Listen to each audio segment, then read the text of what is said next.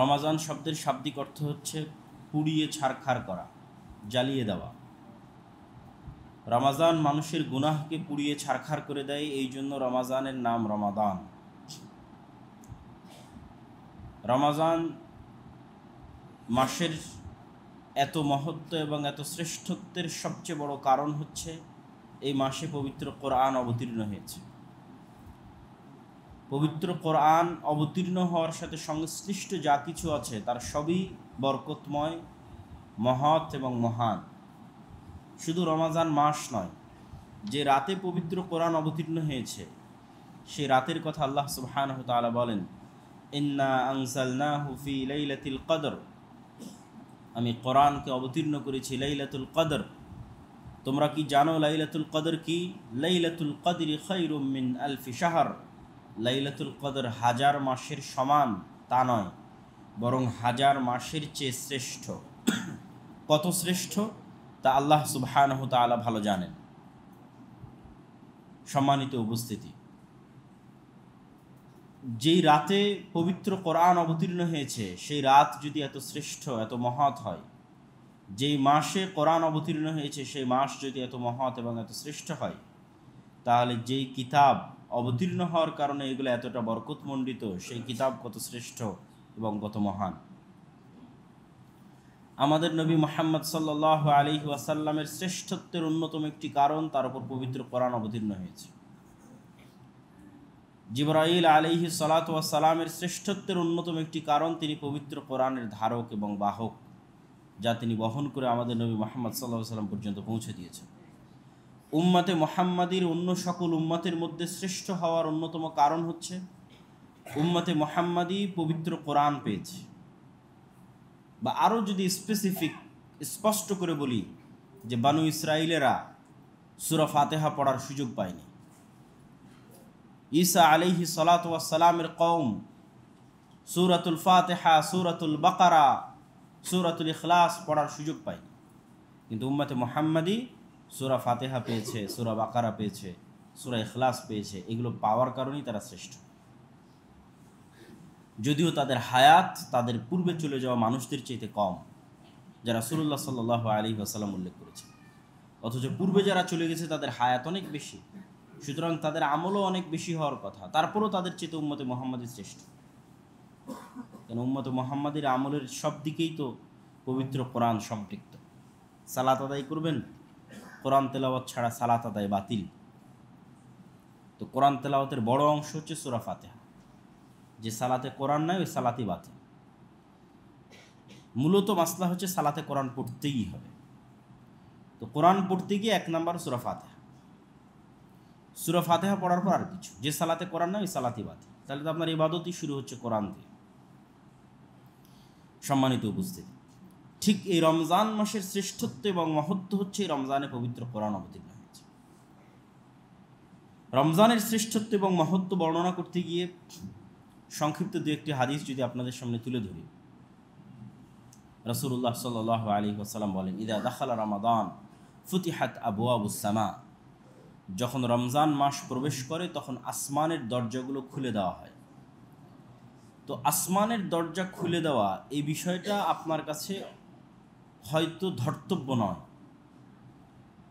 কিন্তু আপনি যদি একটু চিন্তা করেন, একটু কল্পনা করেন যে আসমানের দরজা খুলে দেওয়া বিষয়টা কত বড়, তাহলে আপনি বুঝতে পারবেন। বর্তমান পৃথিবীতেও মানুষকে প্রতীকী সম্মান জানানো হয়। হ্যাঁ, প্রতীকী সম্মানের কিছু শিরক, কিছু বেদাত, কিন্তু তারপরও প্রতীকী হিসেবে সম্মান জানানোর ধরন আছে। কোথাও পুষ্পস্তবক, ফুল অর্পণের মাধ্যমে সম্মান জানাচ্ছে, কোথাও লাল গালিচা দিয়ে সংবর্ধনা দিচ্ছে, কোথাও গার্ড অফ অনার দিয়ে সংবর্ধনা দিচ্ছে, কোথাও তোপ বিস্ফোরণের মাধ্যমে 21 তোপের সালামি, 7 তোপের সালামি দিয়ে সম্মান দিচ্ছে। তাহলে পৃথিবীতে প্রতীকী সম্মান জানানোর বহু ধরন প্রচলিত আছে। তো আল্লাহ সুবহানাহু ওয়া তাআলা রমজানের আগমনে রমজানের প্রতীকী সম্মান, আসমানের দরজা খুলে দেওয়ার মাধ্যমে রমজান মাসের প্রতীকী সম্মান জানানো হচ্ছে। তো আসমান আল্লাহ সুবহানাহু ওয়া তাআলার বিশাল সৃষ্টি, আল্লাহ কি দিয়ে রমজানকে সম্মান জানাবে? আসমান আল্লাহর বিশাল সৃষ্টি, ছোটখাটো কোনো সৃষ্টি না। আমরা যে পৃথিবীতে বসবাস করি, এই পৃথিবীর যে আসমান, আসসামা দুনিয়া, নিচের আসমান, এখন পর্যন্ত বিজ্ঞানীরা মহাশূন্যের উপর গবেষণা করে এই আসমানের সীমা নির্ধারণ করতে পারেনি। সীমা নির্ধারণ বহু দূরের কথা, তারা কতটুকু আবিষ্কার করেছে এটাও তারা জানে না। তাহলে নিচের আসমানের এই মহাশূন্য যদি এত বিশাল হয়, তাহলে আসমান কত বিশাল, অন্য আসমানগুলো কত বিশাল। তাহলে প্রথমত আপনি অনুভব করেন আসমানের বিশালতা, যে আসমান কত বিশাল। দ্বিতীয়ত আপনি অনুভব করেন অবশ্যই আল্লাহ সুবহানাহু ওয়া তাআলার প্রত্যেকটা কাজের ম্যানেজমেন্ট সিস্টেম অতি সূক্ষ্ম। তার একটা ছোট্ট উদাহরণ হচ্ছে, একজন ফেরেশতা একটা শিঙ্গা বা একটা বাঁশি যেটাতে ফু দিবে, সেটা মুখে নিয়ে দাঁড়িয়ে আছে, শুধু একটা কাজ করবে। আল্লাহ সুবহানাহু ওয়া তাআলা বলবে ফু দাও, ফু দিবে। ওই একটা কাজের জন্য কত লক্ষ কত কোটি বছর থেকে দাঁড়িয়ে আছে, আর কত লক্ষ কত কোটি বছর দাঁড়িয়ে থাকবে। তার আল্লাহ সুবহানাহু ওয়া তাআলার প্রতিটা কাজের ম্যানেজমেন্ট সিস্টেম এতটা সূক্ষ্ম। তো আসমানের দরজা আছে এবং সেই দরজা দিয়ে প্রবেশ করা যায়, তার অসংখ্য দলিল কোরআন এবং হাদিসে আছে। মানুষের শরীরের মধ্যে রূহ দেওয়া হবে, তার জন্য নির্ধারিত ফেরেশতা, নির্ধারিত সময়। রূহ কবজ করা হবে, তার জন্য নির্ধারিত ফেরেশতা, নির্ধারিত সময়। সিস্টেম আছে, ওই সিস্টেম অনুযায়ী তারা রূহ কবজ করে, ওই সিস্টেম অনুযায়ী নিয়ে যায়, ওই সিস্টেম অনুযায়ী রূহ দেয়। খামখেয়ালিপনা করে আল্লাহ সুবহানাহু ওয়া তাআলার এই বিশাল রাজত্বে আসমান এবং জমিনে কোনো কিছু চলে না, সব কিছু প্রি প্ল্যান্ড এবং সুচারুরূপে বাস্তবায়ন হয়। তো আসমানের দরজা আছে। আপনি মেরাজের ঘটনা পড়ে দেখেন, রাসূলুল্লাহ সাল্লাল্লাহু আলাইহি ওয়াসাল্লামকে যখন জিবরাইল আলাইহিস সালাতু ওয়াস সালাম মেরাজে নিয়ে যাচ্ছেন, তখন আসমানের দরজা বন্ধ। জিবরাইলকে জিজ্ঞেস করা হচ্ছে, আপনি কে? তো আমি জিবরাইল, আপনার সাথে কে? আমাম মাক, আপনার সাথে কে? তো মোহাম্মদকে কি আনার অনুমতি দেওয়া হয়েছে? তো বলে হ্যাঁ, অনুমতি দেওয়া হয়েছে। তখন দরজা খুলে দেওয়া হচ্ছে। তাহলে প্রতিবার যখন জিবরাইল নিচে নেমে আসে, তখন অনুমতি নিয়ে, দারোয়ানের কাছ থেকে অনুমতি নিয়ে গেট খুলে নিচে নামতে হয়। আবার যখন উপরে উঠে, তখন দারোয়ানের থেকে অনুমতি নিয়ে গেট খুলে উপরে উঠতে হয়। তাহলে আল্লাহ সুবহানাহু ওয়া তাআলার পরিচালনা সিস্টেম অতি সূক্ষ্ম। অতএব আসমানের দরজা থাকবে, এটা স্বাভাবিক, এবং আসমানের দরজা ব্যবহার হয়, এটাও স্বাভাবিক। তো আল্লাহ সুবহানাহু ওয়া তাআলা এই বিশাল সৃষ্টির এই বিশাল দরজা পুরো 30 দিনের জন্য উন্মুক্ত রাখবেন রমজান মাসের সম্মানে, বলেন আল্লাহু আকবার, যাতে পুরো প্রকৃতি বুঝে যে হ্যাঁ, একটা বরকতময় মাস প্রবেশ করতেছে। ওয়া ফুতিহাত আবওয়াবুল জান্নাহ, জান্নাত সৃষ্টি অবস্থায় আছে, জাহান্নাম সৃষ্টি অবস্থায় আছে। মুহাম্মদ সাল্লাল্লাহু আলাইহি ওয়াসাল্লাম মেরাজের রাতে নিজে জান্নাত এবং জাহান্নাম দেখেছেন, এবং জান্নাতের দরজা আছে, কোন দরজা দিয়ে কে প্রবেশ করবে তার সিস্টেম আছে। জান্নাতের স্তরভেদ আছে, সুযোগ সুবিধা এবং ফ্যাসিলিটির পার্থক্য আছে। এগুলো প্রত্যেকটাই আল্লাহ সুবহানাহু ওয়া তাআলার সুচারু ম্যানেজমেন্ট সিস্টেম। যেমন আপনাদের বেতনের গ্রেড আছে, ঠিক তেমন জান্নাতেরও গ্রেড আছে, এবং জান্নাতের ওই গ্রেড এবং ওই স্তরগুলো দরজার ভিত্তিতে নির্ধারিত হয়। তাহলে আল্লাহ সুবহানাহু ওয়া তাআলার এক বিশাল সৃষ্টি জান্নাত, আল্লাহ সুবহানাহু ওয়া তাআলার এক বিশাল সৃষ্টি জাহান্নাম। তো আল্লাহ রমজানকে প্রতীকী সম্মান জানাবে। দুনিয়ার মানুষ কেউ ফুল দিয়ে, কেউ গার্ড অফ অনার দিয়ে সম্মান জানাচ্ছে। এবার রমজান আসবে, তো রমজানকে সম্মান জানানো হবে। তার জন্য এই আসমান এবং জমিনের বিশাল বিশাল সৃষ্টিকে কাজে লাগানো হচ্ছে সম্মান জানাতে। একটাও ছোটোখাটো কোনো সৃষ্টি নয়, বিশাল বিশাল সৃষ্টি। একটা সৃষ্টি আসমান, একটা সৃষ্টি জান্নাত, একটা সৃষ্টি জাহান্নাম। এই বিশাল বিশাল সৃষ্টিগুলোকে আল্লাহ সুবহানাহু ওয়া তাআলা প্রতীকী সম্মান জানানোর জন্য কাজে লাগাবেন। তো তার একটা কি? ফুতিহাত আবওয়াবুল জান্নাহ, আল্লাহর বিশাল সৃষ্টি জান্নাতের সকল দরজা এই 30 দিনের জন্য খোলা থাকবে। ওয়া গুল্লিকাত আবওয়াবুন নার, আল্লাহ সুবহানাহু ওয়া তাআলার সবচেয়ে ভয়ঙ্কর সৃষ্টি জাহান্নাম। এই ভয়ঙ্কর সৃষ্টি জাহান্নামের দরজা রমজানের সম্মানে প্রতীকীভাবে 30 দিন বন্ধ রাখা হবে। ওয়া সুলসিলাতিশ শায়াতিন, শয়তানকে শৃঙ্খলাবদ্ধ করা হবে। সম্মানিত উপস্থিতি, আল্লাহ সুবহানাহু তাআলা রমাজানকে সম্মান জানাতে কোনো কমতি রাখেননি। তার সৃষ্টি জগতের বিশাল বিশাল সৃষ্টির মাধ্যমে তিনি রমাজানের সম্মান দেওয়ার চেষ্টা করেছেন, যাতে পুরো প্রকৃতি, পুরো পৃথিবীর মানুষ এই রমাজানকে মূল্যায়ন করার জন্য উদ্বুদ্ধ হয়, আগ্রহী হয়। রমাজানের সবচেয়ে বড় ফজিলত হচ্ছে রমাজানে তিনটে এমন কাজ আছে যেই কাজ মানুষের অতীতের সকল গুনাহকে ক্ষমা করে দিতে পারে। আবু হুরায়রা রাদিয়াল্লাহু তাআলা আনহু থেকে বর্ণিত, তিনি বলেন, মান সামা রমাদানা ঈমানান ওয়া ইহতিসাবান, যে ব্যক্তি রমাজান মাসে ঈমানের সাথে নেকির আশায় সিয়াম পালন করলো, তার পূর্বের সকল গুনাহ ক্ষমা হয়ে গেল। মান কামা রমাদানা ঈমানান ওয়া ইহতিসাবান, যে ব্যক্তি রমাজান মাসে ঈমানের সাথে নেকির আশায় তারাবির সালাত আদায় করলো, তার পূর্বের সকল গুনাহ ক্ষমা হয়ে গেল। মান কামা লাইলাতুল কদরি ঈমানান ওয়া ইহতিসাবান, যে ব্যক্তি রমাজান মাসে লাইলাতুল কদর পেল এবং লাইলাতুল কদর জাগ্রত করার চেষ্টা করলো, তার পূর্বের সকল গুনাহ ক্ষমা হয়ে গেল। তাহলে একই রমাজানে আমরা তিনটে এমন ইবাদতের সুযোগ পাচ্ছি যার প্রত্যেকটার বিনিময় পূর্বের সকল গুনাহ ক্ষমা হয়ে যাওয়া। 1 রমাজানে সিয়াম পালন করা, 2 রমাজানে তারাবির সালাত আদায় করা, 3 রমাজানে লাইলাতুল কদরকে অনুসন্ধান করা, লাইলাতুল কদরে ইবাদত করা। 30 দিনে এমন 3টা আমল আমাদের সামনে আছে যা অতীতের সকল গুনাহকে ক্ষমা করে দিতে পারে। তবে হ্যাঁ, প্রত্যেকটার সাথে 2টা শর্ত যুক্ত করা আছে। নেকির আশা ঈমানের সাথে। নেকির আশা কি? নেকির আশার দ্বারা নিয়তের বিশুদ্ধতা উদ্দেশ্য। আপনারা সকলেই অবগত আছেন যে ইন্নামাল আমালু বিন্নিয়াত, ইসলামে আমলের কবুলিয়ত নির্ভরই করে আমি কি উদ্দেশ্যে আমলটা করছি। শুধু তাই নয়, নিয়তের ত্রুটির কারণে সৎ আমল দিয়ে মানুষ জাহান্নামে যাবে, সৎ আমলের কারণে জাহান্নামে যাবে।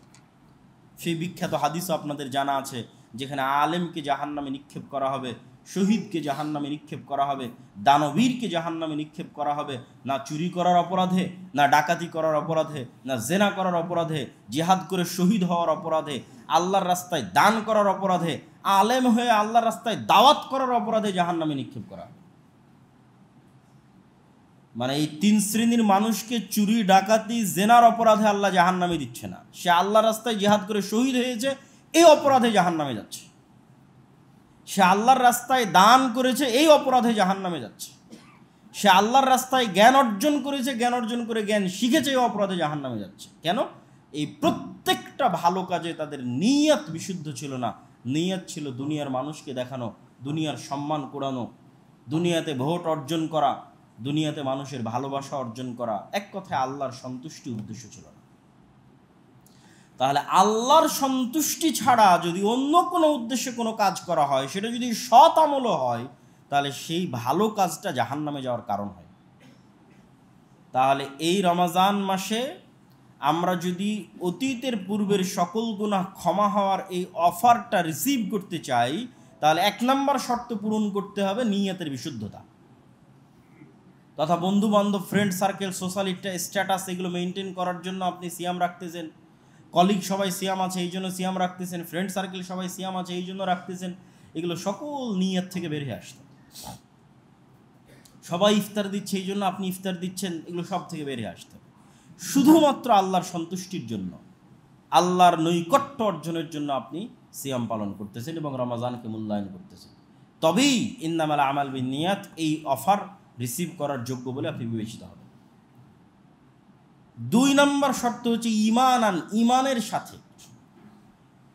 এত বিশাল অফার আল্লাহ সুবহানাহু ওয়া তাআলা দিবেন, অতীতের সকল গুনাহ ক্ষমা করে দেওয়া হবে, শর্ত দেওয়া হয়েছে 2টা। একটা নিয়ত বিশুদ্ধ থাকতে হবে, 2 ঈমানের সাথে হতে হবে। ঈমানের সাথে মানে কি? রাসূলুল্লাহ সাল্লাল্লাহু আলাইহি ওয়াসাল্লাম বলেন, লা ইয়াজনি যানি হিনা ইয়াজনি ওয়া হুয়া মুমিন, লা ইয়াসরিকু সারিক হিনা ইয়াসরিক ওয়া হুয়া মুমিন। যখন কোনো জেনাকারী জেনায় লিপ্ত হয়, তখন জেনা করা অবস্থায় সে মুমিন থাকে না। লা ইয়াসরিকু সারিক হিনা ইয়াসরিক ওয়া হুয়া মুমিন। যখন কোনো চোর চুরি করে, চুরি করা অবস্থায় সে মুমিন থাকে না। তাহলে বোঝা গেল, মানুষ যখন কোনো গুনাহের কাজে লিপ্ত হয়, তখন তার অন্তরে পূর্ণাঙ্গ ঈমান বিরাজ করে না ঈমান কমে যায়? তাহলে এবার এই শর্ত পূরণ করতে হলে দ্বিতীয় শর্ত হচ্ছে ঈমানের সাথে, মানে গুনাহবিহীন পূর্ণাঙ্গ ঈমান অবস্থায়। তো পূর্ণাঙ্গ ঈমান অবস্থায় কোনটা? গুনাহবিহীন অবস্থায়। তাহলে রমাজানের এত বড় বিশাল অফার আপনি পাবেন এই শর্ত পূরণ করলে যে আপনি গুনাহবিহীন অবস্থায় সিয়াম পালন করতেছেন। আর যদি গুনাহবিহীন অবস্থায় সিয়াম আপনার না হয়, তাহলে আসলে তো আপনি সিয়ামই রাখেননি। কেননা ইসলামে সিয়ামের মূল উদ্দেশ্য না খেয়ে থাকা নয়। না খেয়ে থাকা একটা ওসিলা, মূল উদ্দেশ্য পাপ মুক্ত থাকা। তো না খেয়ে থাকলে পাপের প্রতি আগ্রহ অটোমেটিক কমে যায়। ইবনুল কাইয়িম রাহিমাহুল্লাহ বলছেন, মানুষ যখন পেট পূর্ণ করে খাদ্য গ্রহণ করে, অতিরিক্ত খায় এবং অতিরিক্ত ঘুমায়, তখন ওই শরীরের মধ্যে শয়তানের বাসা বাঁধা পৃথিবীর সবচেয়ে সহজ কাজ। আর যখন সিয়াম রাখে তখন কোষগুলো সংকুচিত হয় এবং শয়তানের প্রবেশ কঠিন হয়ে যায়। তাহলে মূল লক্ষ্য আপনাকে গুনাহ মুক্ত রাখা। তো গুনাহ মুক্ত রাখার একটা বড় ওসিলা হচ্ছে সিয়াম রাখা, মানে না খেয়ে থাকা। তাহলে যখন আপনি না খেয়ে থেকেও গুনাহ করছেন, তখন তো আপনি মূল উদ্দেশ্যই লঙ্ঘন করছেন, মানে সিয়ামই নাই। এই জন্য রাসূলুল্লাহ সাল্লাল্লাহু আলাইহি ওয়াসাল্লাম বলছেন, মাল্লাম ইয়াদা কাওলা যুরি ওয়াল আমালা বিহি ফালাইসা লিল্লাহি হাজাতুন আন ইয়াদা তুআমাহু ওয়া শারাবাহু। যে ব্যক্তি রমাজান মাসে গুনাহের কথা এবং গুনাহের কাজ পরিত্যাগ করল না, আল্লাহ সুবহানাহু ওয়া তাআলার কোনোই প্রয়োজন নাই তার না খেয়ে থাকার আর তার ক্ষুধার্ত থাকার। স্পষ্ট কথা, কেননা এটা তো মূল উদ্দেশ্য নয়। আল্লাহ সুবহানাহু ওয়া তাআলা আপনি না খেয়ে থাকবেন এটা মূল উদ্দেশ্য নয়। অন্য ধর্মের হতে পারে, উপোস থাকা হতে পারে, কিন্তু ইসলামের মূল উদ্দেশ্য হচ্ছে আপনি গুনাহ মুক্ত থাকবেন।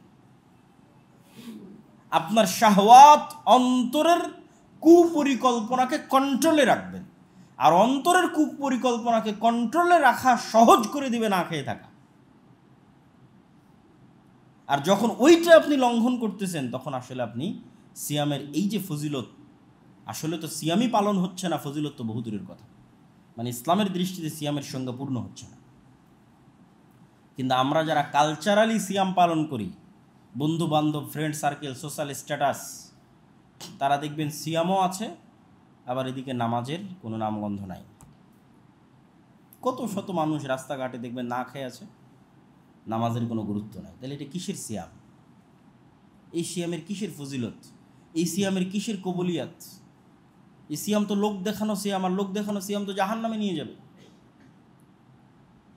দেখবেন সিয়াম আছে, আবার স্কুল কলেজ ইউনিভার্সিটির স্টুডেন্টরা তাদের গার্লফ্রেন্ড বয়ফ্রেন্ডের সাথে ঠিকই তাদের চ্যাটিং, কথোপকথন, মেসেঞ্জার, গল্প সবই চলতেছে। তাহলে কিসের সিয়াম? আবার ইফতার পার্টির নামে ইউনিভার্সিটি, কলেজ, বিশ্ববিদ্যালয়গুলোতে ওপেন ফ্রি মিক্সিং চলতেছে। কিসের সিয়াম, কিসের ইফতার? সম্মানিত উপস্থিতি, আমরা কিন্তু সিয়ামের আসল উদ্দেশ্যই হারিয়ে ফেলেছি। যা প্রথম যে আয়াতটা পড়েছি সে আয়াত এটাই বলা আছে, ইয়া আইয়ুহাল্লাযীনা আমানু কুতিবা আলাইকুমুস সিয়াম, হে ইমানদারগণ তোমাদের উপর সিয়াম ফরজ করা হয়েছে, কামা কুতিবা আলাল্লাযীনা মিন ক্বাবলিকুম, যেমন তোমাদের অতীতে চলে যাওয়া উম্মতের উপর ফরজ করা হয়েছিল, লাআল্লাকুম তাত্তাকুন, যাতে সিয়ামের মাধ্যমে তোমরা পরহেজগারিতা অর্জন করতে পারো, আল্লাহ ভীতি অর্জন করতে পারো। এই সিয়াম অনেক বড় একটা প্রশিক্ষণের মাস, ভালো অভ্যাস গড়ে তোলার জন্য, ভালো আদর্শ গড়ে তোলার জন্য। এটা একটা চ্যালেঞ্জ, একটা ট্রেনিং কোর্স। আপনি যদি 40 দিনের আর্মির, সেনাবাহিনীর কোনো কোর্সে যান, তো তাদের নিজস্ব সিস্টেম আপনাকে ফলো করতে হবে, যাতে ওইটাতে আপনি অভ্যস্ত হতে পারেন। মানুষ একদিনে কোনো অভ্যাস তৈরি করতে পারে না। আর একবার যখন বারবার করার মাধ্যমে একবার যখন অভ্যাস হয়ে যায়, তখন সাবকনশাস মাইন্ডে ওটা সেভ হয়ে যায়। তখন ওই কাজ করা মানুষের জন্য অনেক সহজ হয়। যে বারবার ড্রাইভিং করেছে, 500, 15, 20, 30 বছর থেকে ড্রাইভিং করে আসতেছে, সে অটোমেটিক তার হাত, তার পা, তার চোখ কখন ব্রেকে যেতে হবে, কখন বাঁশি দিতে হবে অটোমেটিক হয়। কেন? তার সাবকনশাস মাইন্ড ওটা সেভ করে রেখেছে, যেহেতু দীর্ঘদিন থেকে করছে। যে ব্যক্তি টানা বহুদিন থেকে সালাত আদায় করতেছে, আপনি নিজেও পরীক্ষা করে দেখতে পারেন, এই রমাজানকে যদি একটা চ্যালেঞ্জ হিসেবে নেন, রমাজানকে প্রোডাক্টিভ করার সবচেয়ে বড় উপায় হচ্ছে রমাজানকে চ্যালেঞ্জ হিসেবে নেওয়া। আর এই চ্যালেঞ্জটা মানুষের সাইকোলজির সাথে যায়। মানে একটা মানুষকে যদি আপনি বলেন যে তোমাকে আজীবনের জন্য বিড়ি সিগারেট খাওয়া বন্ধ করে দিতে হবে, এই ডিসিশন নেওয়া কঠিন হতে পারে মানুষটার জন্য। বাট তাকে যদি বলেন 30 দিনের জন্য তোমাকে বিড়ি সিগারেট বন্ধ করতে হবে, ডিসিশন নেওয়া সহজ। আজীবনের জন্য তোমাকে 5 ওয়াক্ত সালাত আজকে থেকেই ধরতে হবে, এইটা সিদ্ধান্ত নিয়ে কাজ করা অনেকের জন্য কঠিন হতে পারে। কিন্তু বলেন অন্তত এই 30 দিন তুমি 1 ওয়াক্ত সালাত জামাতে মিস দিবা না, এটা সহজ। নিজের ব্রেনকে বোঝানোও সহজ, কাজ করাও সহজ। তো যখনই আপনি একটা কাজ কন্টিনিউয়াসলি করবেন তখন আপনার সাবকনসিয়াস মাইন্ডে ওটা সেভ হবে। আপনি দেখবেন যে 30 দিন যদি আপনি 5 ওয়াক্ত সালাত জামাতে আদায় করেন, দেখবেন প্রতিদিন যে সময় ঘুম থেকে উঠতেন সাহারিতে, পরের দিন অটোমেটিক ওই সময় ঘুম থেকে উঠে গেছে। কেন? আপনার সাবকনসিয়াস মাইন্ড আপনাকে জাগিয়ে দিয়েছে, কেন সেভ করে ফেলেছে যে আপনি প্রতিদিন এই সময় উঠেন। তখন প্রত্যেক সালাতের সময় অটোমেটিক আপনার ব্রেন আপনাকে স্মরণ করিয়ে দিবে যখন সালাতের সময়। এবং ওই রকম একটা অভ্যাস একবার তৈরি হয়ে গেলে দেখবেন সালাত মিস দিলে মনে হবে না জানি কি কিছু একটা ছুটে গেছে, কিছু একটা যেন আদায় করি। আর যখন ওই অভ্যাস তৈরি হয় না তখন তো আপনার মাথায় কাজ করে না যে 5 ওয়াক্ত সালাতের সময় কখন পার হয়ে গেল। এই জন্য অভ্যাস তৈরি করাটা খুবই জরুরি এবং খুবই গুরুত্বপূর্ণ। এই জন্য সকল ভালো অভ্যাস তৈরি করার একটা সুবর্ণ সুযোগ হচ্ছে রমাদানের 30 দিন।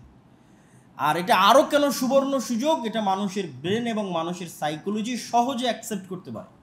আমি তো আর তাকে বলতেছি না, আমি তো আমার মনকে বলতেছি না যে তোমাকে আজীবনের জন্য এটা করতে হচ্ছে। আমি বলতেছি 30 দিনের জন্য তুমি এই চ্যালেঞ্জটা অ্যাকসেপ্ট করো, যে তুমি একটা কোর্সে ভর্তি হচ্ছ, এই কোর্সে 30 দিন ফুল ইসলাম তোমাকে পালন করতে হবে, নো কম্প্রোমাইজ। এবং 30 দিনের জন্য দুনিয়াবি সকল ব্যস্ততা কমিয়ে দাও এবং এটাকে চ্যালেঞ্জ হিসেবে নাও যে আমি এই 30 দিনে কিছু ভালো অভ্যাস গড়ে তুলব। তার মধ্যে 1 নম্বর অভ্যাস হবে 5 ওয়াক্ত সালাত জামাতে আদায় করা। 2 নম্বর অভ্যাস হবে গুনাহ মুক্ত থাকা। বেশি দিন তো না, 30 দিন গুনাহ মুক্ত থাকো। 30 দিনের জন্য চোখের যে জেনা, অন্তরের জেনা, এই সকল জেনা থেকে দূরে থাকার চেষ্টা করো। 30 দিন চ্যালেঞ্জ হিসেবে গ্রহণ করো, যে শয়তানের বিরুদ্ধে যুদ্ধ। এবং একবার যদি আমরা এটার স্বাদ আস্বাদন করতে পারি, তাহলে এই অভ্যাসই একবার যদি আমরা পুরো রমজানের এই 30 দিন প্রোডাক্টিভ ওয়েতে, ঠিক যেভাবে রাসূলুল্লাহ সাল্লাল্লাহু আলাইহি ওয়াসাল্লাম পার করতো, যার একটা সংক্ষিপ্ত রুটিন আজকে আমরা আপনাদের সামনে তুলে ধরবো বক্তব্যের শেষের দিকে, ওইভাবে যদি আমরা একটা রমাজান পার করতে পারি, তাহলে এই একটা রমাজান আমাদের জন্য ওই আয়াতের শেষ বাক্যটা পূরণ করে দিবে, লাআল্লাকুম তাত্তাকুন, যে রমাজান তোমাদের উপর ফরজ করে যেন তোমরা পরহেজগারিতা অর্জন করতে পারো। এবং আমরা অর্জন করতে পারবো। কিন্তু আমরা যেইভাবে কালচারালি, সোশ্যালি, সামাজিক স্ট্যাটাস রক্ষার জন্য যেভাবে আমরা রমাজানটা পার করি, এটা আসলে কোনো রমাজান নয়, এটা কোনো সিয়াম নয়। আর ওই যে অফার আল্লাহ সুবহানাহু ওয়া তাআলা দিয়েছে, সেটা অ্যাকসেপ্ট করার কোনো যোগ্যতাই তখন আমাদের মধ্যে থাকবে না। কেন? আমি তো গুনাহমুক্ত রমাজান পার করছি না। সালাত আদায় করছি না মানে গুনাহমুক্ত পার করছি না। দাড়ি কাটতেছি মানে গুনাহমুক্ত রমাজান পার করতেছি না। বিড়ি সিগারেট খাচ্ছি সন্ধ্যার পরে মানে গুনাহমুক্ত রমাজান পার করতেছি না। শুধু নাম কাওয়াস্তে না খেয়ে থাকাই হচ্ছে। অবৈধ সম্পর্ক রক্ষা করতেছি, মোবাইলে অশ্লীল দৃশ্য দেখতেছি মানে গুনাহমুক্ত রমাজান পার করতেছি না। সুতরাং আমি তো আসলে সিয়াম রাখছি না। অফার তো বহু দূরের কথা, পূর্বের সকল গুনাহ ক্ষমা হওয়ার অফার তো বহু দূরের কথা। সম্মানিত উপস্থিতি, তাহলে রমাজানকে আমাদের একটা ট্রেনিং কোর্স হিসেবে নিয়ে আমাদের সাইকোলজিকে বুঝাতে হবে এটা আমাদের একটা যুদ্ধ, এবং শয়তানের বিরুদ্ধে এই যুদ্ধে আমরা পুরো রমজানের 30 দিন কিছু ভালো অভ্যাস গঠন করার চ্যালেঞ্জ দিব এবং পুরো রমজানকে রাসূলুল্লাহ সাল্লাল্লাহু আলাইহি ওয়াসাল্লামের দেখানো পথ পদ্ধতি অনুযায়ী চলার চেষ্টা করব, বলেন ইনশাআল্লাহ। রমজান মাসের আরও কিছু গুরুত্বপূর্ণ ফজিলত হয়তো বলতে ছুটে গেছে, দুই একটা আমি আরও উল্লেখ করি। যেমন রাসূলুল্লাহ সাল্লাল্লাহু আলাইহি ওয়াসাল্লাম বলেন, as-salatul khams wal jum'a ila al-jum'a wa ramadan ila ramadan mukaffiratun lima bainahunna idha ijtanaba al-kaba'ir। এক রমজান থেকে আরেক রমজান কেউ যদি এক রমজান ভালোভাবে পালন করে এবং দ্বিতীয় রমজানও ভালোভাবে পালন করে, তাহলে এই 2 রমজানের মধ্যে পুরো বছরের সকল গুনাহ আল্লাহ সুবহানাহু ওয়া তাআলা ক্ষমা করে দেন, যদি কবিরা বড় কোনো গুনাহ না করে থাকে। কবিরা গুনাহের জন্য তওবা জরুরি। আব্দুল্লাহ বিন আব্বাস রাদিয়াল্লাহু তাআলা আনহু বলেন, উমরাতুন ফি রমাদান তা'দিলু হাজ্জাতান। রমজান মাসে উমরা একটা কবুল হজের সমান নেকি। আল্লাহু আকবার। তথা রমজান মাসের সকল আমলের নেকি বাড়িয়ে দেওয়া হয়। এগুলো সব রমজানের সম্মান। রমজান মাসের সকল আমলের নেকি আল্লাহ সুবহানাহু ওয়া তাআলা বাড়িয়ে দেন। একটা উমরা অন্য সময় করবেন কি নেকি, আর একটা উমরা রমজান মাসে করবেন তার কি নেকি। রমজান মাসে আরেকটি গুরুত্বপূর্ণ কাজ হচ্ছে ইতিকাফ। আয়েশা রাদিয়াল্লাহু তাআলা থেকে বর্ণিত, তিনি বলেন রাসূলুল্লাহ সাল্লাল্লাহু আলাইহি ওয়াসাল্লাম রমজানের শেষ 10 দিন মৃত্যু পর্যন্ত, মানে আজীবন করেছেন, এমনকি মৃত্যু পর্যন্ত তিনি, মৃত্যুর বছরেও তিনি রমজানের শেষ 10 দিন ইতিকাফ করেছেন। ইতিকাফ করার উপকার কি? আপনি যদি মোবাইলে ইন্টারনেট কানেকশন নিয়ে ফেসবুক, ইউটিউব, টুইটার সহ ইতিকাফে বসেন, তাহলে ওটা ইতিকাফ হলো না। কেন? আপনি তো চায়ের স্টলেই আছেন, অনলাইন ভার্চুয়াল চায়ের স্টল। আপনি তো আর চায়ের স্টল থেকে বের হয়ে আসেন, আড্ডা থেকে বের হয়ে আসেন, আড্ডাতেই আছেন। তাহলে আজকের যুগে প্রকৃত ইতিকাফ মানে ভার্চুয়ালি ডিসকানেক্টেড অবস্থায় ইতিকাফ, তাহলে প্রকৃত ইতিকাফ। কেন? একজন ব্যক্তি যখন আজ থেকে 50, 500 বছর, 1000 বছর, 1400 বছর আগে যখন ইতিকাফে গেছে, অপ্রয়োজনীয় কোথাও কাজ থেকে দূরে রেখে নিজেকে আল্লাহর ইবাদতে সীমাবদ্ধ রাখার জন্য সে ইতিকাফে গেছে। তো এখনকার সব অপ্রয়োজনীয় কোথাও কাজ তো অনলাইনে হয়। তাহলে সেটার থেকে ডিসকানেক্টেড অবস্থায় যখন আপনি 10 দিন থাকবেন, এবং এটাও সাইকোলজিকে বোঝানো সহজ যে 10টা দিন আমি ডিটক্স করি, এটাও বিজ্ঞানীরাও বলে যে কিছুদিনের জন্য সকল কানেকশন থেকে দূরে থাকা, ডিটক্স করা, নিজের মন, নিজের শরীর, নিজের ব্রেন, সকল কিছুর জন্য উপকারী। থাকলামই তো ব্যস্ত আজীবন, সারা জীবন, 10টা দিন কি আর লস হবে?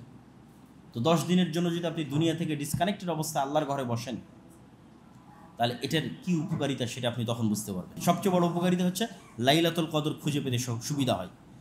আরেকটি কাজ রাসূলুল্লাহ সাল্লাল্লাহু আলাইহি ওয়াসাল্লাম রমজান মাসে সবচেয়ে বেশি করতেন। আব্দুল্লাহ বিন আব্বাস রাদিয়াল্লাহু তাআলা থেকে বর্ণিত, তিনি বলেন, রাসূলুল্লাহ সাল্লাল্লাহু আলাইহি ওয়াসাল্লাম বলেন, কানা রাসূলুল্লাহ সাল্লাল্লাহু আলাইহি ওয়াসাল্লাম আজওয়াদুন নাস, এমনিতেই আল্লাহর নবী সবচেয়ে বেশি দানশীল, এমনিতেই তিনি সবচেয়ে বেশি দানশীল। ওয়া কানা আজওয়াদ মা ইয়াকুনু ফি রমাজান, আর রমজানে সবচেয়ে বেশি দান করতেন, পূর্ব দিকের বাতাসের চাইতেও বেশি দান করতেন। দান করলে উপকার কি? দান করলে দুটো উপকার। দান করলে 1 নম্বর উপকার হচ্ছে তাজকিয়াতুন নাফস হয়, মানুষের অন্তর বিশুদ্ধ হয়। কিভাবে বিশুদ্ধ হয়? আর এক মানুষের প্রতি সহমর্মী দান করবে কোথায়? দান তো আর আল্লাহর কাছে যায় না। দানের টাকা কি আল্লাহর কাছে যায়? আল্লাহর কাছে যায় না। আর একটা গরিব, দুঃখী, অসহায়, এতিম, মিসকিন, তাদেরকেই তো দান করবে। তো যখন অসহায়, আত্মীয় স্বজন, গরিব, দুঃখী, এতিম, মিসকিনের প্রতি দান করবে এবং তার অন্তরের বিরুদ্ধে গিয়ে পকেট থেকে টাকা বের করে তাদের দিবে, তখন যে তার অন্তরের দুঃখী এবং সহমর্মী হওয়ার যে ফিলিংস, এটা তার অন্তরকে হিংসা মুক্ত করবে, অহংকার মুক্ত করবে। আর মানুষকে কষ্টে দেখার পরেও সহযোগিতা করছে না, অহংকারী, ও তো অন্তরের রোগে আক্রান্ত। তাহলে মানুষ যখন তার পকেট থেকে টাকা বের করে খরচ করে, তখন সে তাজকিয়াতুন নাফস অর্জন করে, তার অন্তর বিশুদ্ধ হয়। দ্বিতীয় আর একটা যে বড় কাজ হবে, সেটি হচ্ছে কিয়ামতের মাঠে আমরা তো কোনো ইবাদতের ক্ষেত্রে গ্যারেন্টি দিতে পারি না যে এই ইবাদত আমি পূর্ণাঙ্গ শতভাগ বিশুদ্ধ করেছি। 2 রাকাত সালাত আদায় করতে গেলেও গোটা দুনিয়ার চিন্তা আমাদের মাথায় চলে আসে।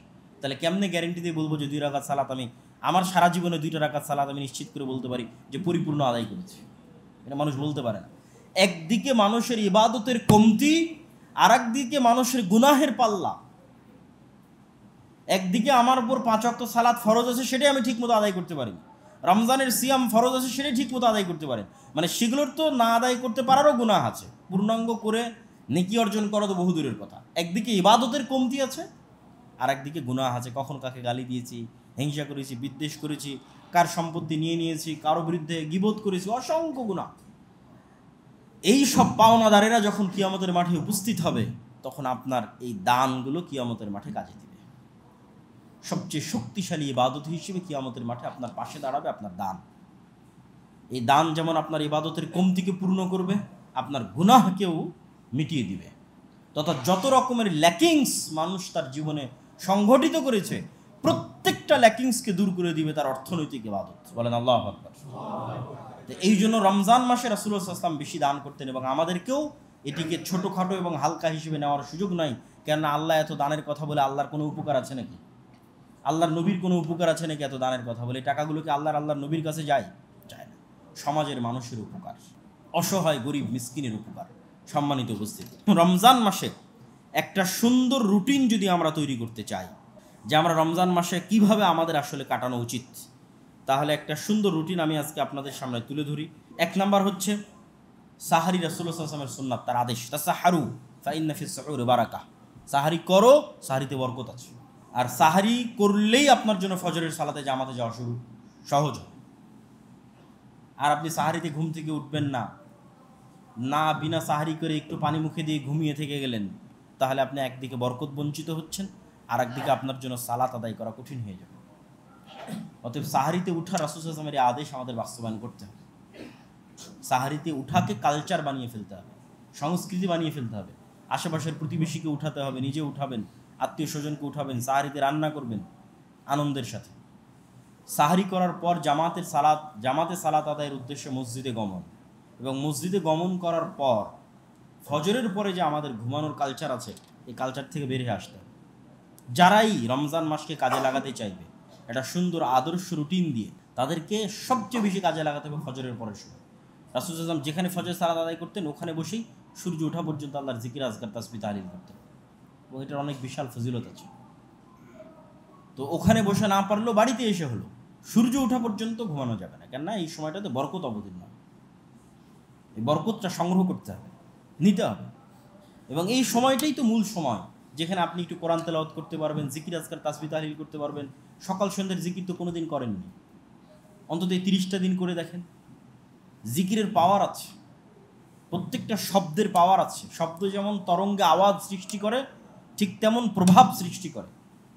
আমি একটা মানুষকে উৎসাহমূলক কথা বললে যেমন তার অন্তরে প্রভাব হয়, নিরুৎসাহিতমূলক কথা বললেও তার অন্তরে প্রভাব হয়।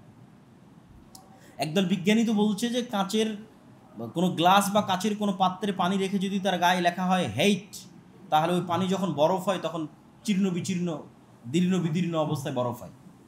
আর যখন ওই কাঁচের পাত্রে পানি রেখে লেখা হয় লাভ, তখন ওটা সুন্দর ভালোভাবে বরফ হয়। আমি সত্য মিথ্যে জানি না, কিন্তু বিজ্ঞানীরা লিখেছে এক্সপেরিমেন্ট করে যে শব্দের পাওয়ার, শব্দের প্রভাব আছে। তো সকাল সন্ধ্যায় জিকির যখন আপনি করবেন এর প্রভাব আছে। কেনা যেখানে আল্লাহ নবী বলছেন আল আইন হাক্কুন, বদনজর সত্য, এবং হিংসা সত্য, হিংসা এবং বদনজরের ফলে ক্ষতি হয়। মানুষের কটু কথা এবং মানুষের বদনজর এবং হিংসায় ক্ষতি হয়, জাদুতে ক্ষতি হয়, জাদু সত্য। তাহলে এই প্রত্যেকটা শয়তানি ষড়যন্ত্র থেকে, মানুষের বদনজর থেকে, জাদু থেকে আপনি নিজেকে পরিত্রাণ করবেন কিভাবে, পরিত্রাণ দিবেন কিভাবে? আপনার চারিপাশে যদি শক্তিশালী বর্ম না থাকে, এই শক্তিশালী বর্মই হচ্ছে সকাল সন্ধ্যার জিকির। এমন কোনো মানুষ যে নিয়মিত সকাল সন্ধ্যার জিকিরে আছে, তাকে না বদনজর ক্ষতি করতে পারবে, তাকে না পৃথিবীর কোনো জাদু ক্ষতি করতে পারবে, না তাকে অন্য আর কোনো অদৃশ্য শক্তি, শয়তানি শক্তি তাকে ক্ষতি করতে পারবে না, অসম্ভব। কিন্তু সেটার অভ্যাস কিন্তু আমাদের নাই। তাহলে ওই অভ্যাসটা যদি আমরা তৈরি করতে চাই, তাহলে ফজরের পর ঘুমালে কেমনে হবে? তখনই তো জিকিরের সময়। তাহলে সকাল সন্ধ্যার জিকির এবং কোরআন তেলাওয়াত, সূর্য ওঠার পর ঘুম যেতে হবে। যদি কেউ আরেকটু বেশি আল্লাহ সুবহানাহু ওয়া তাআলার ইবাদত করতে চায়, তাহলে সূর্য ওঠার পর সে চাশতের যে সালাত আছে, সেই 2 রাকাত সালাত আদায় করে তখন সে ঘুম যাবে। আর যদি সেটি করার আগ্রহ না থাকে, যেহেতু নফল ইবাদত না করলেও সমস্যা নেই, তাহলে সূর্য ওঠার পরপরই ঘুমিয়ে যাবে। যদি 6টার দিকে সূর্য ওঠে, তাহলে 6টার পরে ঘুমিয়ে যাবে, এবং ঘুমিয়ে গিয়ে কাজে যাওয়ার পূর্বে ঘুম থেকে উঠবে, কিন্তু ফজরের পর ঘুমাবে না। ফজরের পরে এই সময়টা জিকির, আজকার, তাসবিহ, তাহলিল, কোরআন তেলাওয়াতে ব্যয় করতে হবে। তারপরে সারাদিন যা কাজ করলেন, জোহরের সালাত জামাতে আদায় করলেন, আসরের সালাত জামাতে আদায় করলেন, এবার আসর থেকে ইফতার পর্যন্ত, এটা হচ্ছে আরেকটা সময়। তথা রমজানকে ভালোভাবে কাজে লাগানোর জন্য 3টে সময়কে সবচেয়ে জরুরি হিসেবে ধরতে হবে। 1 নম্বর সময় ফজরের পর থেকে সূর্য ওঠা পর্যন্ত, 2 নম্বর সময় আসরের পর থেকে সূর্য ডোবা পর্যন্ত। সব ব্যস্ততা কমিয়ে ফেলতে হবে। এত ইফতারি আয়োজনের প্রয়োজন নাই। অত ইফতারি আয়োজন করলে আপনি পুরো 30 দিনে যে আপনার স্বাস্থ্যগত উন্নতি ঘটাবেন, সেটা তো আর অবনতি হয়ে যাবে। সকল মেডিকেলের ডাক্তাররা জানে যে অটোফেজি, না খেয়ে থাকার মাধ্যমে শরীরের কী উপকার হয়। তা আমরা যদি একটু স্বাস্থ্যসম্মত সাহারি এবং ইফতারি করি, তাহলে 30 দিনে আপনি দুনিয়াবি উপকারও পাবেন। আপনার ডায়াবেটিস হোক, আর কোলেস্ট্রল হোক, আর যত রকমের সমস্যা থাকুক, ফ্যাটি লিভার হোক, সব সমস্যার একটা বড় সমাধান আপনি বলতে পারবেন যে এই 30 দিনে আমি অর্জন করতে পারি, যদি নিয়ত থাকে, চেষ্টা থাকে। তাহলে আসর থেকে সন্ধ্যা পর্যন্ত এই সময়টাকে কাজে লাগাতে হবে, ব্যস্ততা কমিয়ে আনতে হবে। তখনও জিকির, আজকার, কোরআন তেলাওয়াত, জ্ঞান অর্জন, আল্লাহ সুবহানাহু ওয়া তাআলার সন্তুষ্টির জন্য এই সময়টা কাজে লাগাতে হবে। ওখানে আরেকটা কাজ আমরা করতে পারি, সেটা হচ্ছে মানুষকে ইফতারি করানো। রাসূলুল্লাহ সাল্লাল্লাহু আলাইহি ওয়াসাল্লামকে জিজ্ঞেস করা হলো, আইয়ুল ইসলামি খায়র, ইসলামের সর্বোত্তম কাজ কোনটা? আল্লাহ নবী বললেন, ইসলামের সর্বোত্তম কাজ হচ্ছে তুতিউমুত তাআম, মানুষকে খাওয়ানো। বলেন আল্লাহু আকবার। ইসলামের সর্বোত্তম কাজ, ওই যে বললাম, মানুষকে খাওয়ালে আপনার অন্তর বিশুদ্ধ হবে। আপনি আর একটা মানুষের হাতে যখন খাবার তুলে দিবেন, আপনার অন্তরে যে সহমর্মিতা তৈরি হবে, যে হিংসা মুক্ত ভাব তৈরি হবে, যে অহংকার মুক্ত ভাব তৈরি হবে, এটি আপনাকে তাজকিয়াতুন নাফস দেবে। আর যদি অসহায় দরিদ্র মানুষদের খাওয়ানোর অভ্যাস আপনার না থাকে, অন্তর শক্ত হয়ে যাবে। আপনার অন্তর বিশুদ্ধ হবে না, হিংসুটে অহংকারী হবে। এই জন্য অন্তরকে নরম করার জন্য মানুষকে খাওয়াতে হবে। আর যে ব্যক্তি কোনো সায়েমকে খাওয়াবে, ইফতার করাবে, সে ওই সিয়াম পালনকারীর নেকিও সে পাবে। রাসূলুল্লাহ সাল্লাল্লাহু আলাইহি ওয়াসাল্লামের হাদিস। ইফতারের পরে আমরা জামাতের সাথে মাগরিবের সালাত আদায় করলাম, মাগরিবের সালাতের পরে তারপরে এশার সালাত আদায় করলাম। এশার সালাত আদায় করার পর দুই ধরনের মানুষের জন্য দুই ধরনের পরামর্শ। যার রাতে উঠে অভ্যাস আছে, তাহাজ্জুদের সালাত আদায় করে অভ্যাস আছে, এবং যার নিজের উপর কনফিডেন্স আছে যে সে তাহাজ্জুদের সালাতে উঠতে পারবে, সে জামাতের সাথে এশার সালাত আদায় করে বাড়িতে গিয়ে ঘুমিয়ে যাবে। বাড়িতে গিয়ে ঘুমিয়ে গিয়ে যেহেতু তার কনফিডেন্স আছে এবং অভ্যাস আছে এবং পারবে, তাহলে সে সাহারির আরও 1-2 ঘন্টা আগে উঠে তার তাহাজ্জুদ বা তার তারাবি একই সালাত, সেই সালাত আদায় শুরু করবে। নির্জনে একাই অন্ধকারে আল্লাহ সুবহানাহু ওয়া তাআলাকে ডাকা শিখতে হবে। দোয়া না করা অহংকার। আর আপনি যখন রাতের শেষাংশে উঠে আল্লাহ সুবহানাহু ওয়া তাআলার কাছে দোয়া করবেন, আপনার অন্তর নরম হবে। ইন্নী যালামতু নাফসি যুলমান কাসীরা, আপনি তো কখনো আপনার রূহকে সময় দেননি, দুনিয়ার ব্যস্ততায় কখনো সময় দেননি। ওই রাতের শেষ অংশ যখন একাই আল্লাহ সুবহানাহু ওয়া তাআলার সামনে কথা বলবেন, তখন দেখবেন অন্তর নরম হয়ে আপনার চোখ দিয়ে পানি পড়ছে। তখন মূলত আপনি আপনার রূহকে সময় দিচ্ছেন। ওইটা একটা অনেক পারফেক্ট, আপনার লাইফের অনেক গুরুত্বপূর্ণ একটা সময়, যেখানে আপনি আল্লাহকে বলতে পারেন, হে আল্লাহ, তোমার রহমত থেকে তুমি আমাকে দূরে করিও না, তোমার অভিশপ্ত বান্দাদের আমাকে অন্তর্ভুক্ত করিও না, আমাকে সালাত আদায় করার তৌফিক দিও, তোমার রহমত এবং তোমার নিকটে থাকার আমাকে তৌফিক দিও, তোমার রহমতের দুয়ার থেকে আমাকে বঞ্চিত করিও না। এই যে দোয়াগুলো যখন আপনি আল্লাহ সুবহানাহু ওয়া তাআলার কাছে করবেন, তখন আপনার অন্তর নরম হবে। আর যার এই অভ্যাস নাই অথবা কনফিডেন্স নাই যে সে রাতে উঠতে পারবে, সে অবশ্যই জামাতের সাথে তারাবির সালাত আদায় করবে, যাতে অন্তত তারাবির সালাত আদায় করার যে নেকিটা আছে সেই নেকিটা সে অর্জন করতে পারে। সম্মানিত উপস্থিতি, তাহলে আমরা কি বললাম? রমজানকে ভালোভাবে কাজে লাগাতে হলে 3টে সময়কে কাজে লাগাতে হবে। ফজরের পর ঘুমানো যাবে না, ফজর থেকে সূর্য ওঠা পর্যন্ত, আসর থেকে সূর্য ডোবা পর্যন্ত, এবং রাতের শেষ অংশ যদি পারা যায় চেষ্টা করতে হবে রাতের শেষ অংশে একাকি উঠে তারাবি এবং তাহাজ্জুদ যেটি বলেন একই সালাত আদায় করার মাধ্যমে আল্লাহ সুবহানাহু ওয়া তাআলার নিকটে দোয়া করা। আল্লাহ সুবহানাহু ওয়া তাআলা আমাদের সকলকেই তৌফিক দান করুক, আল্লাহুম্মা আমিন। এবার রমজানের সবচেয়ে জরুরি এবং বড় কাজ কোনটা, এটা বলে আমার বক্তব্য শেষ করব। রমজানের সবচেয়ে জরুরি এবং সবচেয়ে বড় কাজ বক্তব্যের শুরুতেই আপনারা বুঝে নিয়েছেন। কি সেটি? শাহরু রমাদান আল্লাযী উনজিলা ফীহিল কুরআন। রমজানের এত নেকি, এত ফজিলত কিসের কারণে? কোরআনের কারণে। তো আপনার যদি পুরো জীবন পার হয়ে যায় কোরআন না শিখেন, কোরআন না পড়েন, তাহলে আপনি কিসের মুসলমান? SSC, HSC, honours, masters, PhD, ব্যবসা বাণিজ্য, বিয়ে শাদী, ছেলে মেয়ে সবার পিছনে সময় দেওয়ার আপনার সময় আছে, কিন্তু কোরআন শিখার আপনার কাছে সময় নেই। তাহলে এর চেয়ে হতভাগা মুসলমান আর কি হতে পারে? যে আল্লাহ সুবহানাহু ওয়া তাআলার কালাম হচ্ছে কোরআন, আল্লাহর সৃষ্টি নয়, আল্লাহর সিফাত, আল্লাহর গুণ হচ্ছে কোরআন, আল্লাহর নবীর স্থায়ী মুজিজা, চিরন্তন মুজিজা। মুসা আলাইহিস সালাম চলে গেছেন, তার মুজিজাও চলে গেছে, তার লাঠিও চলে গেছে, তার পাথরও চলে গেছে। আমাদের নবী চলে গেছে 1400 বছর, কিন্তু তার মুজিজা এখনো আছে। এবং এই উম্মতের ভাগ্য কোরআনের সাথে কানেক্টেড। ইয়ারফাউ বিহাযাল কিতাবি আকওয়ামান ওয়া ইয়াদউ বিহি আখারিন। এই উম্মতে মুসলিমার নিকটে তার পরিবারে, সমাজে, রাষ্ট্রে কোরআনের মূল্য যেমন থাকবে, পৃথিবীতে এদের উন্নতি অগ্রগতি তেমন থাকবে। তো আমাদের কাছে কোরআনের মূল্য কেমন? রোহিঙ্গাদের মূল্য মায়ানমারের কাছে যেমন, আর ফিলিস্তিনিদের মূল্য ইসরায়েলের কাছে যেমন, ওইটা আমাদের ভাগ্য, তাকদীর। কেননা আমাদের সমাজে, রাষ্ট্রে কোরআনের মূল্য তেমন। আর আবু বকর, ওমর, ওসমান, আলী, খালিদ ইবনে ওলীদ, আমর ইবনে আল-আস, তাদের মূল্য পৃথিবীতে কেমন? যে তাদের নাম শুনলে রোমান এবং পারস্য এম্পায়ার কেঁপে উঠত, ধূলিসাৎ হয়ে গেছে মাটির নিচে। কেন? ওদের বাড়িতে, ওদের পরিবারে, ওদের সমাজে, ওদের অন্তরে কোরআনের ওই রকম মূল্য ছিল। এটা আল্লাহ নবীর হাদিসের আমি অনুবাদ করছি। তাহলে আমাদের জাতিগত ভাগ্য নির্ভর করছে কোরআনের সাথে। আর এই রমজান মাসে কোরআন অবতীর্ণ হয়েছে। রমজানের এত ফজিলত, এত বরকত, লাইলাতুল কদরের এত ফজিলত, এত বরকত, সব কোরআনের কারণে। অতএব রমজানের সবচেয়ে জরুরি যে কাজটা আমাদের করতেই হবে, সেটা হচ্ছে যে কোরআন জানে না তাকে কোরআন শিখতে হবে, আর যে কোরআন জানে তাকে কোরআন পড়তে হবে, আর যে কোরআন জানে এবং পড়তে পারে তাকে কোরআন বুঝতে হবে, তথা নিজেকে এক ধাপ এগিয়ে নিয়ে যেতে হবে। আমি জানি না, আমি শিখব। আমি জানি, তাহলে বুঝার চেষ্টা করব। কোরআন এমনি পড়তে পারি কিন্তু বুঝি না, এই রমজানে বুঝার চেষ্টা করতে হবে। সম্মানিত উপস্থিতি, আলহামদুলিল্লাহ, আজকে আমরা আপনাদের কাছে এতটুকু ঘোষণা দিতে চাই যে আমাদের এই দাওয়া সেন্টার থেকে আমরা রমজান মাসব্যাপী কয়েকটি কোর্স আমরা চালু করতেছি, এবং আজকে থেকে আপনারা ভর্তি হতে পারবেন আমাদের রিসিপশনে খোঁজ নেওয়ার মাধ্যমে। একটা হচ্ছে কোরআন শিক্ষা কোর্স, আর আরেকটা হচ্ছে আরবি শিক্ষা কোর্স, এবং ছেলে মেয়ে উভয়ের জন্য এবং মেয়েদের জন্য সম্পূর্ণ ভিন্ন মহিলা শিক্ষিকা, পুরুষ শিক্ষক নয়, বরং মহিলা শিক্ষিকার মাধ্যমেই কোরআন শিক্ষার ব্যবস্থা আমরা করেছি এবং পুরুষদের জন্য পুরুষ শিক্ষকের মাধ্যমে কোরআন শিক্ষার ব্যবস্থা আমরা করেছি পুরো রমজান মাসে। এখানে আয়োজন হবে, সময়সহ বিস্তারিত তথ্য আপনারা রিসিপশনে জেনে নেবেন। আর হয়তো ন্যূনতম একটা ভর্তির সিস্টেম করা আছে, সেটিও আপনারা অবগত হবেন। পাশাপাশি আমরা পুরো রমজান মাসে এখানে ইফতারির আয়োজন করতে চাই এবং সালাতুত তারাবিহ, রাতের সালাত বিশুদ্ধ কোরআন তেলাওয়াতের মাধ্যমে সুন্নাত পদ্ধতিতে আদায়ের ব্যবস্থা করতে চাই। এবং রমজানের প্রতিদিন যদি যে আজকে এইজন আর একদিন এইজন, এইভাবে যদি আপনারা এখানে ইফতারির আয়োজনে শরিক হন, তো সেটাও আপনাদের ইচ্ছা, আপনাদের স্বাধীনতা। আপনারা এটিও আমাদের রিসিপশনে যাওয়ার সময় লিখিয়ে দিতে পারেন যে আপনারা অমুক দিন ইফতারি করাবেন। যেহেতু আমরা প্রতিদিন এখানে ইফতারের আয়োজন রাখবো, তাহলে যেই দিন কেউ আগ্রহ হলে তিনি এখানে ইফতারির আয়োজনের দায়িত্ব নিতে পারবেন।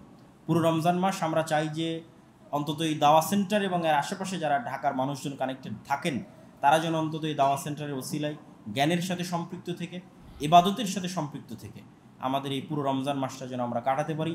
আল্লাহ সুবহানাহু ওয়া তাআলা আমাদের সেই তৌফিক দান করুক। আল্লাহ।